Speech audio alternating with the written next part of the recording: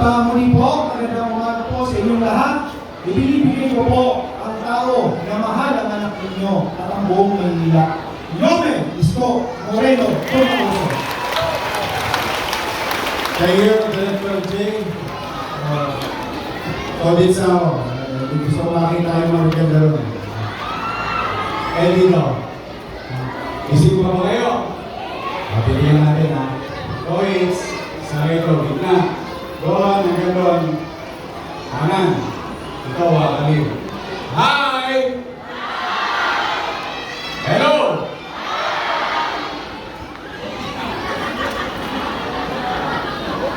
Okay na. Ito, sa dito. Hi! Hello! Mas malakas kayo. Ano kaya kayo dyan? Kayo naman dyan. Hi! Hello! Gising. Ang mga bata ay mahal ng Diyos. Libubukan. Magandang umaga sa inyong lahat. Excited na ba kayo mga nanay? Alam niyo, mahal mga gatas.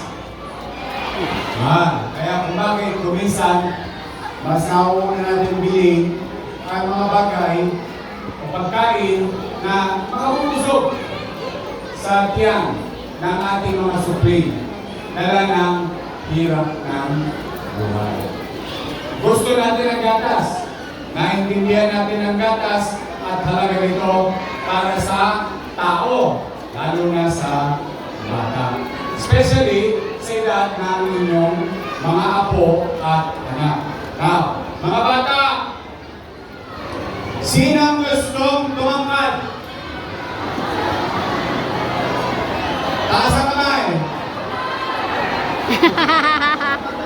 Ang sikreto, kailangan uminom ng sinong gustong tumaba? Mga bata, taas ang kamay. Kung gusto mong tumaba o lumusog, kailangan uminom ng sinong gusto maging malusog at malakas?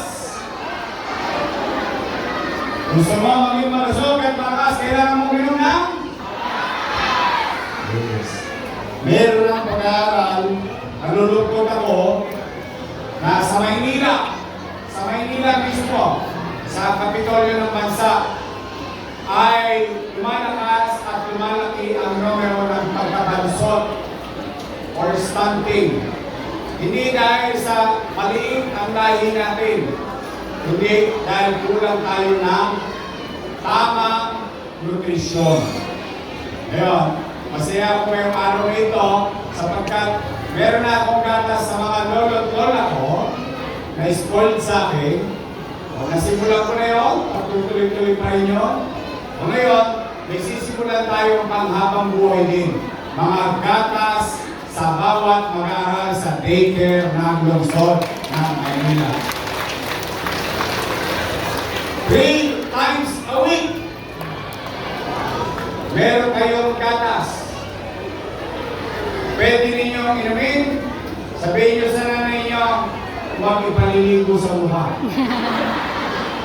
Baka gawing, anong tawag yan?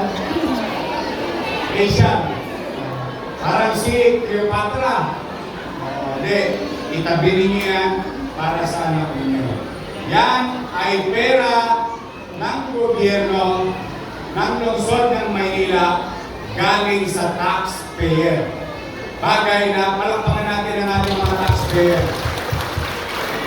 So po ay sinabi nila na dapat yan, ang ibibili ko dyan ay imported na gatas. Pero, mas pinabuti ko na sariwa, ligtas, malinis at maayos na gatas na produkto mismo ng ating mga magbabaka sa Pilipinas. Kaya ang gusto ko, mga nanay, sino kasi nidara ko nito? Kaya, mga batang lubiban, masarap pa yung gatas sa araw? Kasi ako ay katulad nyo rin produkto ng daycare sa Delpan. Yung Gan Andres Bonifacio Hospital, dati yung Tulungan Center. Doon meron daycare. Doon ako nag-aral ng daycare. At sa Rosario Almario Elementary School ako nag-aral. Malaw, meron kaming Nutriban at Clean. Powder milk. Clean. Balitay mo lang. Milk. Yun ang binibigay sa amin. Kaya kung bakit, mga bata, matitigas ang buho namin.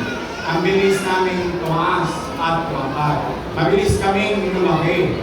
Dahil sa ginagawa ng pamahalaan at that time, national government.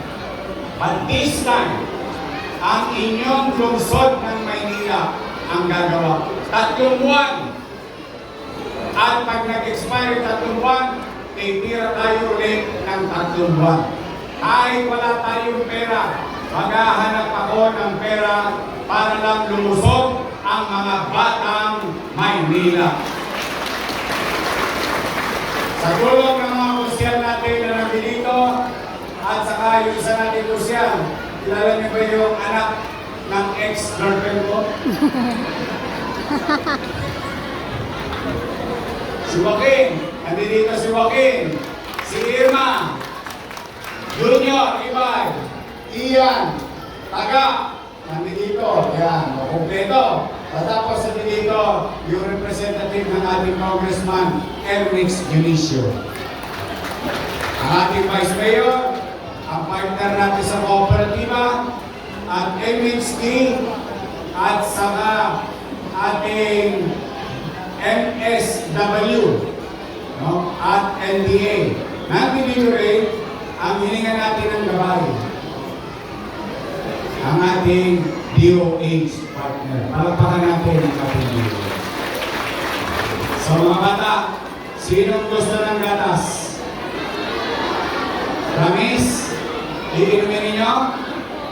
Talaga? Araw-araw kasi gusto ko, mga bata, manusog kayo at tumakad kayo agad.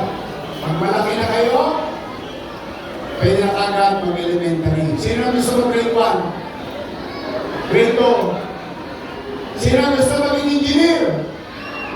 Maging doktor? Lawyer? Kita ninyo? Kaya, pinagpapasalamat din natin mga nanay, tatay, palagpakan natin ang ating mga chairman. Yun. Tingnan niyo si Alfonso, puro gatas ang tinira niya.